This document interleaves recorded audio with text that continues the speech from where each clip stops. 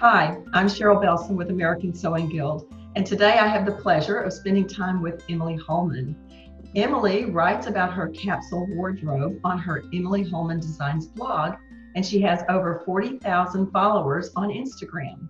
I know I can say personally that I find her Instagram feed to be a real source of inspirational eye candy. She describes herself as a shoe lover, a bookworm, a dog mama, a fashion enthusiast, and a sewist. And she says she enjoys creating the closet of her dreams, one colorful, coordinated collection at a time. That's a bit of a tongue twister. It is. I was excited to learn that Emily is a Texas gal just like me, and I really hope that one day she and I can connect over a cup of coffee or a glass of wine in real life. So, Emily, welcome and thank you so much for joining me today. Oh, thank you, Cheryl. I'm so excited to be here. Well, I can't wait to find out more about who you are and where you've come from and what you're doing. So let's just dive right in. Yes, ma'am. So, one of the favorite things that I enjoy about doing these interviews is hearing the story behind how people got where they are today. And now, currently, you're not sewing in professionally or in the fashion industry, but I understand that you have been before. So I'm wondering if you could tell us a little bit about how you got into fashion originally and then the journey that took you to where you are today, being a capsule wardrobe blogger. Yes, absolutely. So I've loved fashion, I think, my whole life. The first garment that I ever made was out of copy paper, and I stapled pieces together to create a suit for my younger brother. I think I was 7 or 8 at the time, so super young, and just sort of remember having the vision for like creating the shapes on him and around him and like stapling it together. My parents followed that up a couple years later by getting me a sewing machine for Christmas. And so I experimented on that and really taught myself a few things off and on for a few years.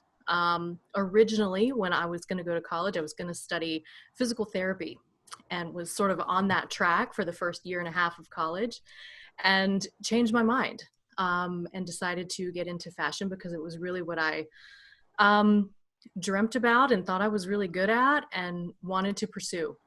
And so enrolled in a program at Phoenix College in Phoenix, Arizona, and earned my associate's degree in apparel design and product development there. And then I transferred to Baylor University in Waco, Texas, where I earned a bachelor's degree in the same thing, apparel design and product development, which is just a fancy way of saying fashion design. So I did that. And after college, my husband and I moved down to Austin, and I decided to take all of my enthusiasm for fashion and everything that I had just learned in college and my internship and put it into a business of my own. And so for 5 years, I had my own line of women's clothing and accessories. And I also did a lot of custom design and bridal design. I offered alterations for a while. And so that was a huge, huge experience in general, but a huge learning experience and just it was fantastic, but it was also a lot for someone who's pretty young at the time. But it gave me a lot of hands-on experience with production and with sourcing and marketing and just the nitty-gritty of running a business. So 5 years came and went, and I just sort of thought, I don't see myself doing this for forever, just because it is business ownership is really something. And so decided that that wasn't my permanent path. And so closed the business, took a year off, and then decided that I needed some new clothes because in the time that I had the business, I invested all of my time, all of my energy, all of my resources into the business. And so walked away from that with a closet that didn't have a whole lot in it. And so I just sort of thought, this might be a really great thing for me to do is to build the closet of my dreams. I know how to do it. This could be really fun. let's make some of the things that I need in my closet. And so it just started from there. Started a blog. It was a creative outlet only in the very beginning. And it quickly became a little bit more than that. I think maybe just because of my point of view with all of this, it was a little bit different. It was very different at the time, and still is, I think. But I also went into it with maybe a little more experience and a little more formal training. And so I think people really responded to that as well. And it's really evolved into its own thing. I have made a lot in the last 4 years. It's been almost 4 years that I've been doing that. And I'm just making things that I love and that I wear. And really have managed to successfully fill the closet with a lot of pretty things. So that is the long and short of it. Wow. A lot of, just a lot of wandering through to where you are today, but it's all connected. All connected, yeah. Yeah, the only thing that maybe isn't quite as connected is the jump from physical therapy to fashion design, but Yeah. it's dealing with the body. You're fixing the body or you're clothing the body. So I guess it's connected.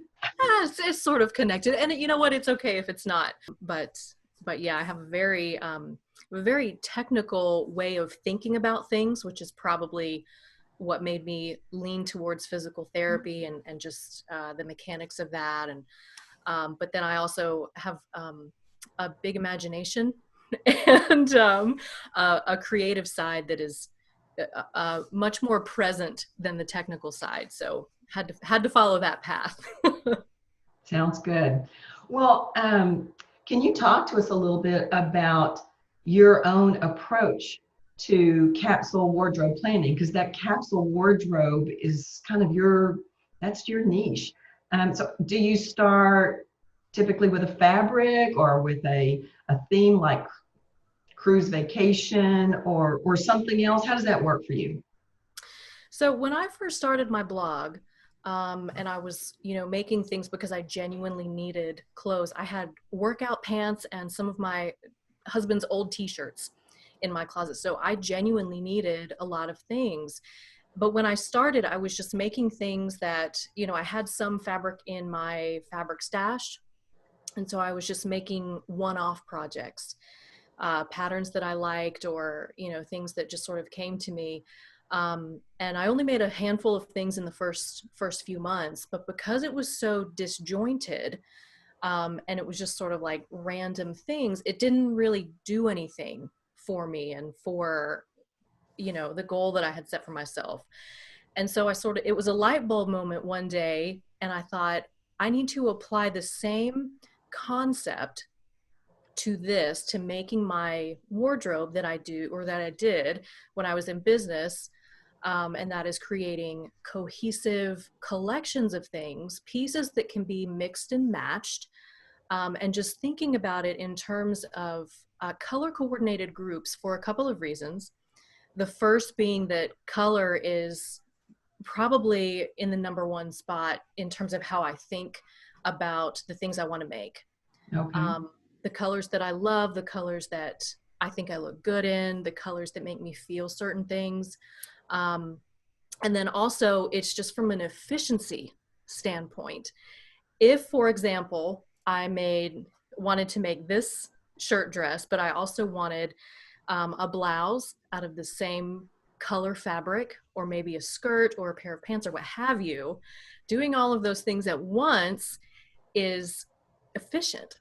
You only have one color in your serger, one color thread in your serger, and you've got the same color in your sewing machine. And it's just it is like an assembly line, but you're working with different things. So to me, it kept me engaged. So that's how that came about. I just sort of applied the principles and concepts that I have the formal training for as a fashion designer and what I had used in business, and applied that to sewing my own clothes. And for me, it is efficient, but incredibly fun. to think about, oh, I love this color. And then you stumble on a print, that has the same colors in it, and maybe some different colors, and you can pull from that and, make a pair of pants in a great Kelly green, and then you've got a blouse in a print that's got that color and other colors in it, and all sort of goes together. And so that is just what keeps me coming back to this. It's the fabric and the color.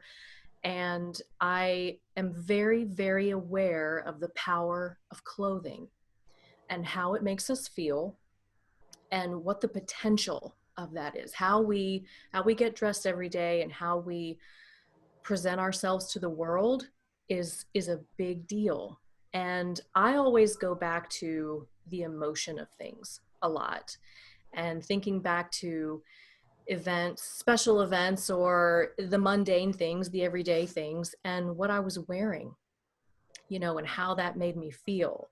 And so I use fashion as a way to enjoy what I'm wearing, which is kind of a clunky way of just saying, for me, clothes is about that feeling, making us feel like $1,000,000. And making us feel like, yes, this is my style, and this is me, and it makes me an individual, and it makes me unique, and just seeing that through. So it's about applying those fashion designer things to it, but then also just having fun with color, and following that where it has led me almost 4 years in. So this idea of what you're wearing and how it impacts how you're feeling, how has that played a role in your experience over the last few weeks of being in quarantine? Has it played a role? It has, and that's a fantastic question. When you and I were emailing back and forth and you sent me these questions, one of them, had to do with, well, when I look through, your Instagram or your blog, I don't see a lot of loungewear. I don't see a lot of pajamas. And that's absolutely true. I've never really been interested in pajamas or loungewear, or things like that. I have made a couple of things here and there, but that's really not what truly inspires me. Quarantine, however, has, made us sort of rethink, or it has for me in a way, rethink what all of these clothes are for, and this whole sewing your wardrobe experiment of mine isn't an indefinite thing. Eventually I'll get to the point where I've got a pretty good wardrobe, and then, that might be it, or there will be a few projects after that. But I wear everything that I make, but when I am home, I don't necessarily wear things if I'm not leaving the house. I'm not going to walk around in my silk gazar skirt with matching top.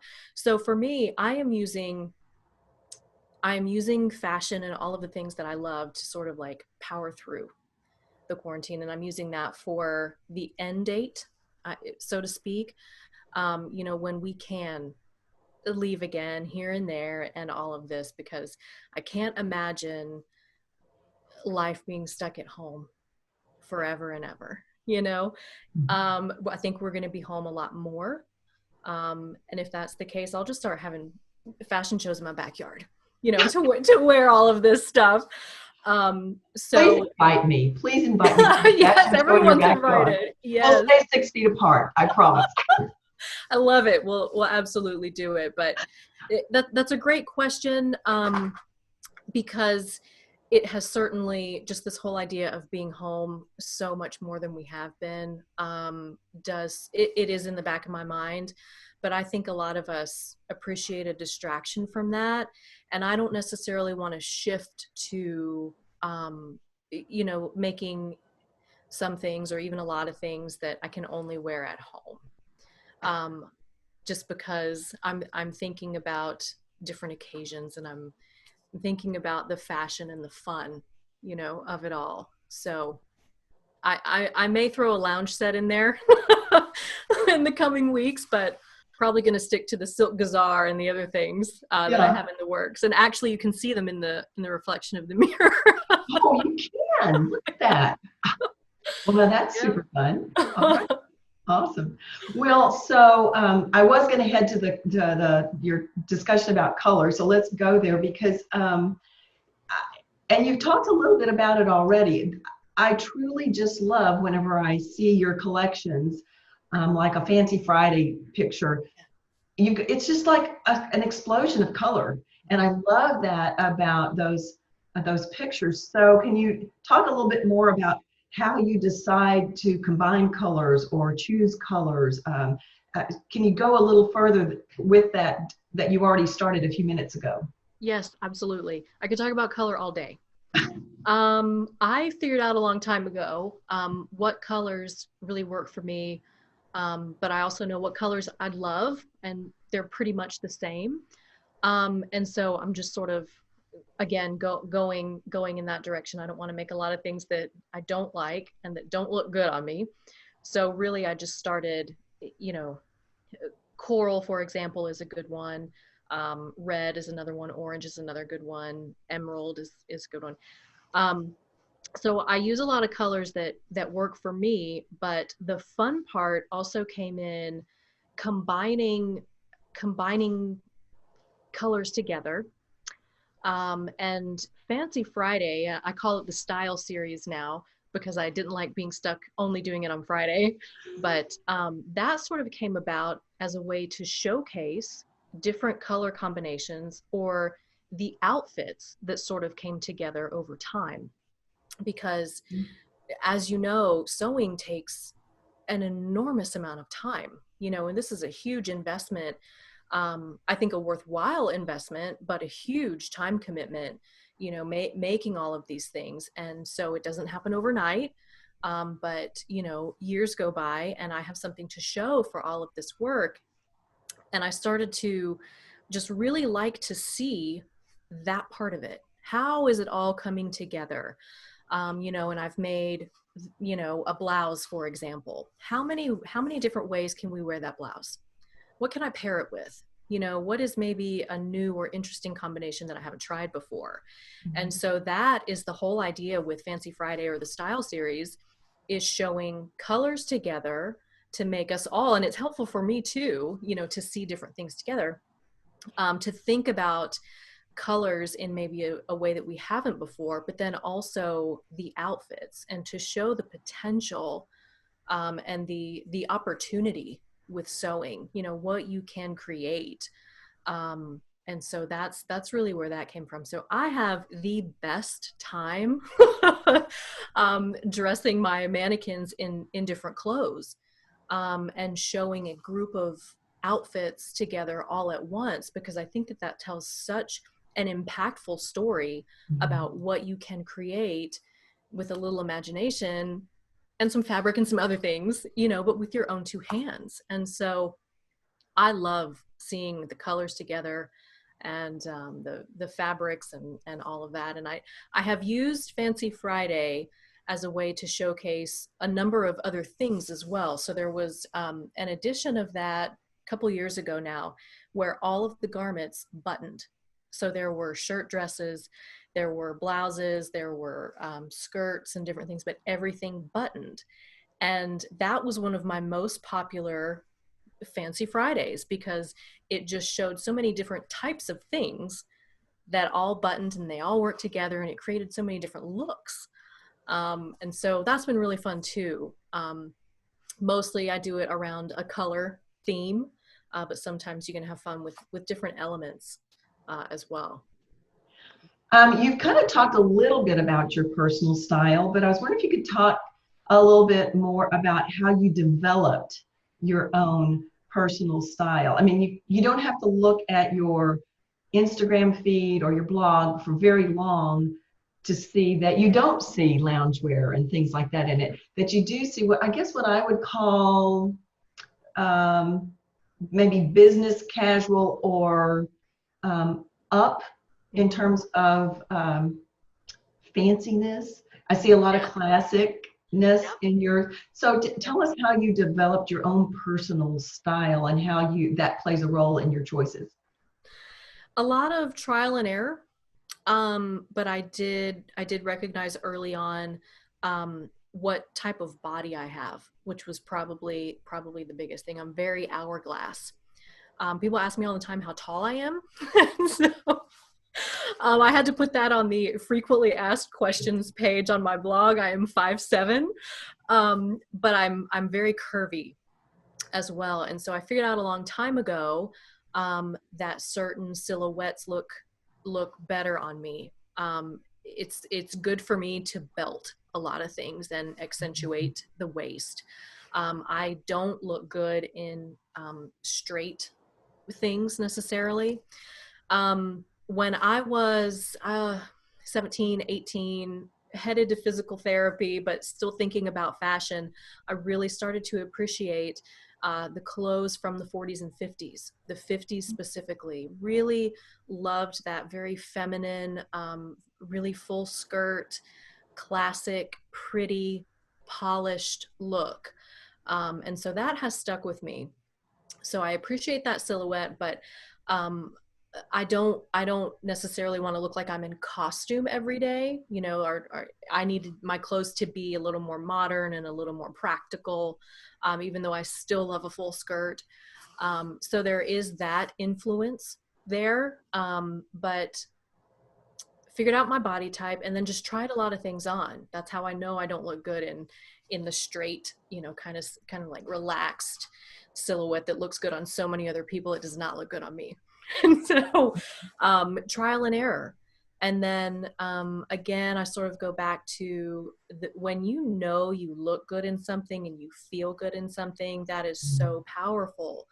And so just really started making things and wearing things and figuring it out, and figuring out what length also, of a skirt looks good on me. I remember for a few years I was seeing big name stylists on TV telling every woman on earth to wear a straight skirt that hit right above their knee. And I took issue with that every time I heard it, because that's actually not the most flattering length on everyone. And I hated that like blanket statement for all body types. For me, and maybe it's because I'm a little bit taller than average, right below the knee is actually most flattering, because of the shape of my legs, so it's just sort of figuring that out. And again, whatever makes you feel good. I don't like to put a lot of rules on things. When people ask me, well, how long should this be? I can sort of give them some guidance, based on proportions.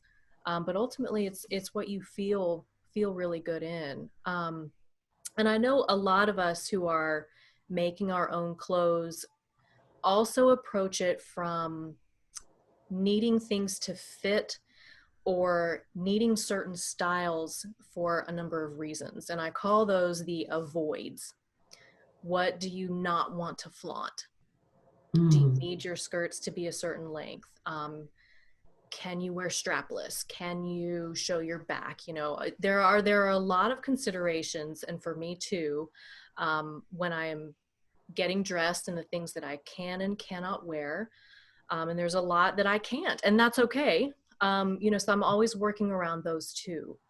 But it's really figuring out your personal style, recognize what type of body shape you have, and, kind of putting some different styles in that category that complement your body shape, and then trial and error, and then weed out the stuff that doesn't work and just go with the stuff that does. I mean, there is a reason why I've made a 6 or 7 of one particular Vogue wrap dress pattern, because it is a winner. And, no shame in getting the most value out of your pattern and making something that you truly, that again, compliments you and that you feel great in.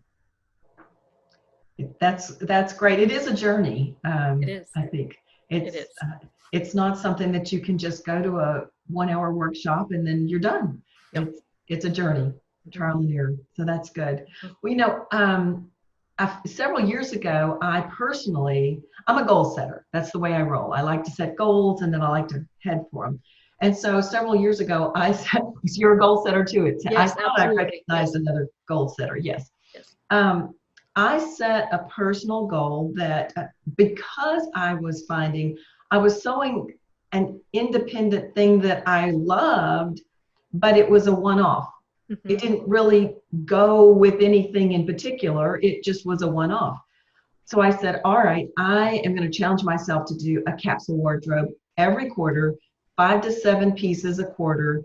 And I'm going to learn along the way about putting things together, color, texture, all of that. Well, I did that for 2 years. And at the end of 2 years, I decided enough already. I feel like a sweatshop. And I feel like I have no space to be creative because I got to get those 5 to 7 out because I'm a goal setter and I got to achieve my goal. Yeah. I know that's over the top, but so I stopped and now I'm kind of down a much slower, just make a piece and be as creative as I want to be. So I want to ask you because you are still in this cranking out these Yep. capsules that are amazing. How do you, what do I say, maintain the joy and Yep. not move into sweatshop mode? That's a fantastic question. I'm also a goal setter, and those self-imposed deadlines have been my own undoing so many times. um, that has also been a journey for me as well. Um, how do I keep going? I have learned to allow myself the space to step away. The fabric, the color, all of that is hugely inspirational and keeps me going, but I am making a lot of things. And while there is, there will come a time when I'm not cranking out so many things, and probably 2020 is my last major year for so much production. Um, I keep it interesting by working on a lot of things at once.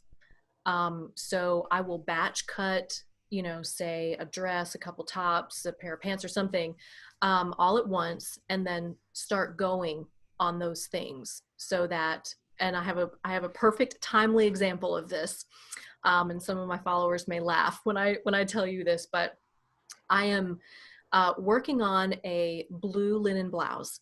I don't have a solid blue long sleeve button up blouse in my closet, and I had the fabric, and linen is so perfect for summer, and it made sense for us being in Texas, and so loved that. So I'm working on this blouse, and there does come a time when it can feel a little boring. I love blouses, and I've made a lot of them, but this particular blue linen blouse was starting to wear me down. And so I just sort of said, you know what, I need to just put this aside just for a couple of days, work on something that is completely different, and then come back to this, revisit it. And so that's exactly what I did. I put the blue blouse aside just for a couple of days, and I picked up another project, cut it out, and it is this very bright orange kind of tropical print dress with kimono sleeves and sort of a plunging neckline and a big full skirt, and so it's completely different. And so that's how I'm able to keep it going. A mix of different projects that, I can work on a few different things, put something aside if it is a little bit boring just for a second. Doesn't mean that I don't love sewing, but maybe a little boring for just a second. Or if I've gotten to a part that I'm just not in the mood to tackle just yet, like, setting in sleeves or the buttons and buttonholes, or whatever it is, and work on something else for just a minute and then come back to it. So it keeps me engaged. It keeps things interesting. Um, I will also say that I figured out a long time ago what projects I was not interested in making, that really just, there's no other way to put it except to say they bummed me out. I cannot, I, um, I sort of felt way back that maybe I should be making more in terms of a well-rounded wardrobe. Should I be making t-shirts? Should I be making the lounge shorts or pants or whatever? And when I did that, when I experimented with that and made a t-shirt, I did not enjoy that. So I figured out that for me, I am okay buying certain things because I love the process of sewing and creating, but it is certain things that bring me more joy than others. And so I just allowed myself to edit those less inspiring projects out and focus on the things that just, that I'm a little more obsessed with. I'm actually having the best time that I have ever had with any collection with what I'm currently working on. Um, I, and I'm sure you can relate to this. I have just found some amazing fabrics this year. Oh, Absolutely incredible. Yes. And so that's a huge part of it. I love the colors so much. So I'm doing orange all year and bringing in different colors that go with orange throughout to show some different color combinations. And then to also, there's some things in other colors that I want to make as well. I'm sure that a lot of people would love to hear what your process is for searching for fabric. I mean, I know that you will put put links to things you have found, but how do you go about your personal fabric search? So let's talk about that. Also one of my favorite subjects. And honestly, the fabric and the color is why I know that I will never be finished with all of this. There's just no way. I love fashion and I love fabric and I love color too much. So there's that. How do I go about searching for fabric? I shop a lot of different places. So I shop online. Mood is a favorite place. Promenade Fine Fabrics in New Orleans is another favorite. I found a lot on fabric.com.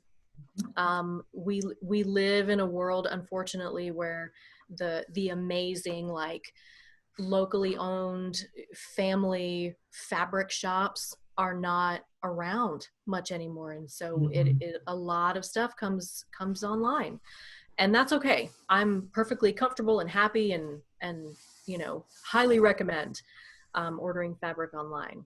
But I also love finding things that maybe only a few other people have or no one else has.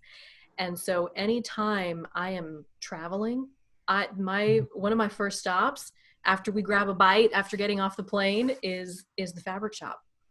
I love seeing the fabric in person. I'm sure you do too, touching it, feeling it. There is no substitute for that.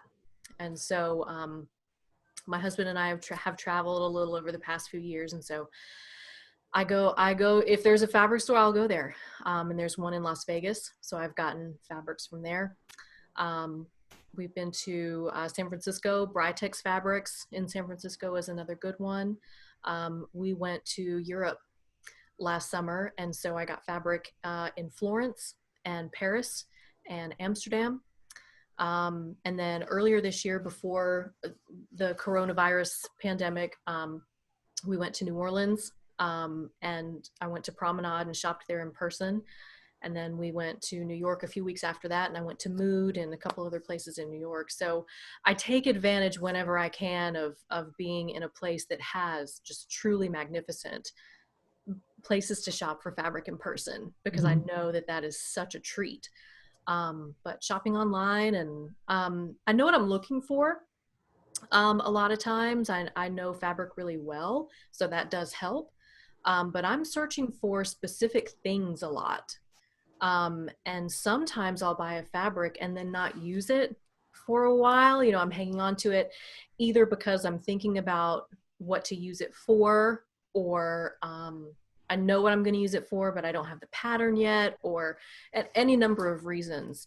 And because I have been doing this collections thing for a few years, if I know that I'd like to do a little group of Kelly green, for example, and I find a gorgeous Kelly green fabric, I'll hang on to it until I'm ready to tackle that collection. But there are certain fabrics that I prefer natural fibers. I use a lot of cotton, a lot of linen, silk, a little bit. Silk is not necessarily the most practical of fabrics, especially in the summertime in Texas. But silk gazar is actually my favorite fabric. I love it. It is so unique, and so unusual and so beautiful. And I found Carolina Herrera um, orange silk gazar at Mood, or at Fabrics and Fabrics, I'm sorry, in New York back in February, and it's got blue flowers on it. So beautiful. I know I could talk about fabrics all day, but that is just so much fun to find them, and they're treasures. You know, Yeah. they're Yeah. treasures. Yeah, they really are. Yeah. Well, I love hearing before we end the interviews. I always love hearing what's coming up next. What is on the horizon for Emily Hallman in the future? For a long, long time, I have been saying that I was going to get on YouTube, and I've put it off and put it off and come up with different reasons not to do it. And, you know, tried to force myself to do it earlier this year, and again, couldn't. But I think that it is time to um, make snackable little version videos that show the closet, everything that I have made over the last 4 years, you know, how to wear it, how to style it, the different versions of the same pattern, and all of that. Um, I find one thing that really works for me in terms of um, being excited to do all of this is the clothes. I think that a lot of the information is out there in terms of how to do this, you know, how to insert elastic into a casing, how to do a blind hem, how to sew a French seam. All of that information I think is out there for people to find. What I would really like to see more of is the fashion in the clothes, because ultimately that's what we're making here. And so to see it sort of presented in a way that is like, oh my gosh, man, that like that could have come from Nordstrom, or, you know, wherever.